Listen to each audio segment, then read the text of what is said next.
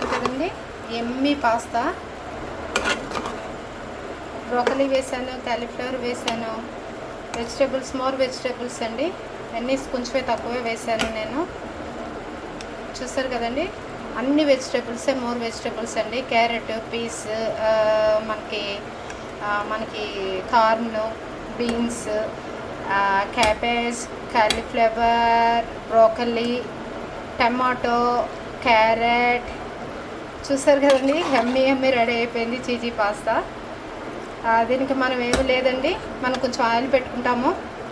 ముందు వెజిటేబుల్స్ ఏముంటే అవన్నీ ఒకసారి పెన్నీస్ అవి రెండు కలిపి బాయిల్ చేసుకోవాలండి. బాయిల్ చేసుకుని మనం పక్కన పెట్టుకోవాలి. కొంచెం ఆయిల్ పెట్టుకోవాలండి. ఆలివ్ ఆయిల్ అయితే బెస్ట్. ఆలివ్ ఆయిల్ పెట్టాను, అందులో ఒక 3-4 గార్లిక్ క్లోవ్స్ వేయించానండి. అందులోనే పెప్పర్ పొడి కూడా వేసేసాను.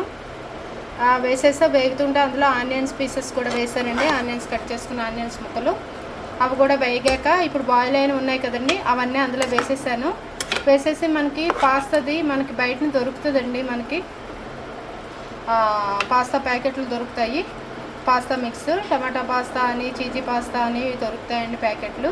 నేను ఇవాళ చీజీ పాస్తా కదా, ఆ ప్యాకెట్ ఒకటి యాడ్ చేసుకున్నాను. యాడ్ చేసుకుని చీజ్ వేసి తీస్తానండి, వేయించి. చూసారు కదా, ఎమ్మీ పాస్తా రెడీ అయిపోయింది. సింపుల్ అండి, మోర్ వెజిటేబుల్స్ కనుక హెల్తీ ఫుడ్ ఇది. తప్పకుండా ట్రై చేయండి, లైక్ చేయండి. Don't forget to share. Thank you.